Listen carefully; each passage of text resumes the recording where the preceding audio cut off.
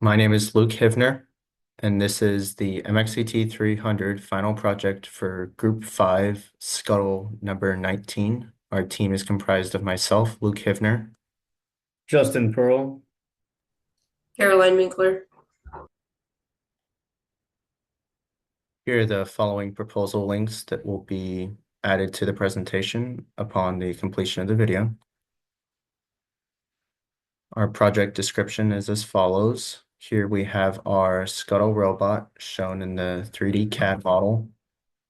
What we're using on that scuttle for obstacle detection is the SICK LiDAR, along with a Raspberry Pi for the robot intelligence.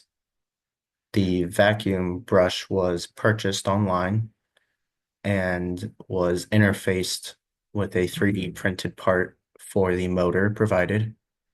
The motor provided was connected to a H-bridge, which was connected to the Raspberry Pi to be able to send that signal, as well as the external 12-volt DC power supply.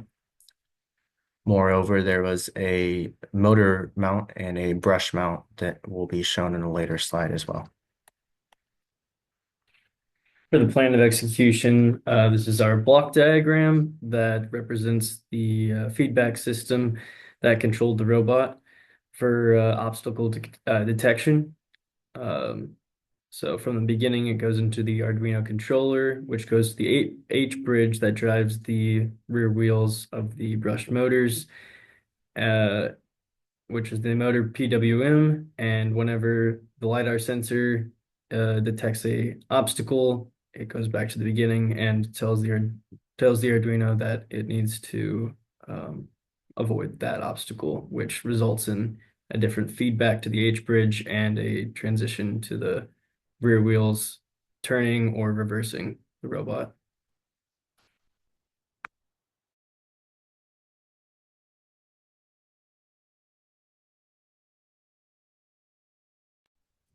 So this was the rough timeline that we followed.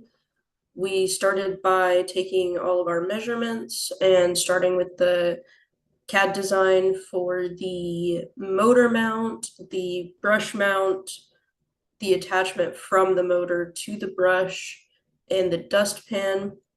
And we also started planning out the code that we were going to be using. We then moved into finalizing the CAD designs and starting with 3D printing.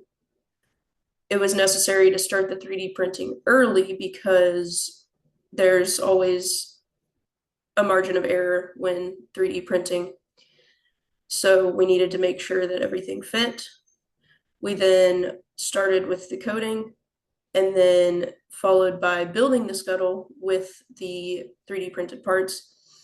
And we started integrating the code with what was built at that point. We then continued to test the code and just make sure that the robot worked and debugged any roadblocks that we ran into. And then this week we completed our demo and completed our project report. So we we had Luke be the electrical and programming lead. He essentially did all of the programming that needed to be done with the help of Justin as the programming consultant. I was the mechanical design lead, so I helped to figure out what we needed as far as the CAD models, and Justin also helped me with that. We together came up with the mechanical designs that needed to be done and printed those.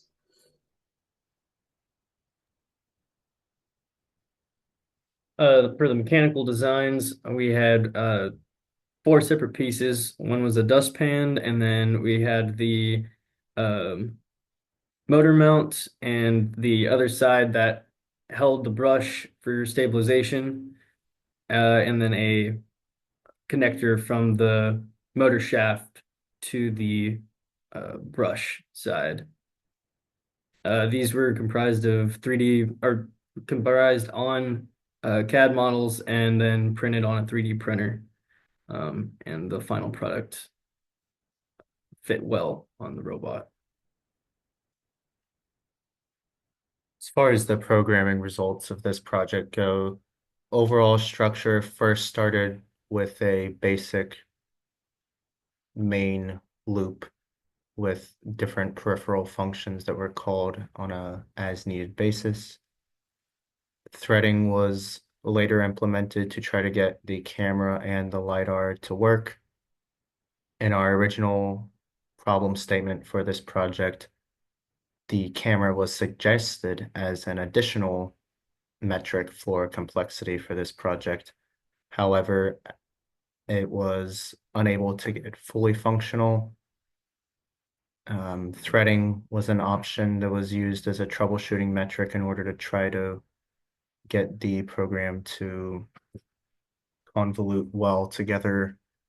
The obstacle detection used a pre-provided function from a GitHub repository provided to the team that allowed for the nearest obstacle to the robot to be provided in polar coordinates to the robot.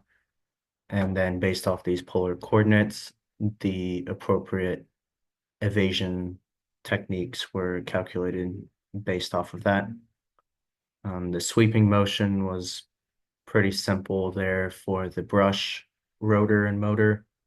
And that was just sending a PWM signal to the motor in order to make it spin and collect trash into the dustpan. For the color tracking module, this function used out of the CV2 module was used, and when used either with an index of 0, an index of -1, index of pretty much every other iteration of counting numbers, none of those yielded appropriate results. So an IP address was used, and that raised a different error. We were able to see that the camera was indeed functioning, tuned the HSV filter values. It functioned one time somewhat, but it was never a pervasive functionality, and so it was not included in the demo. No external troubleshooting was found on Stack Overflow, the documentation page for the CV2 module, other forums that were used by fellow robotics engineers, and thus we decided to forego that camera in the demo since it was not part of the original concept. Here's our works cited page, and thank you very much for listening to our presentation today.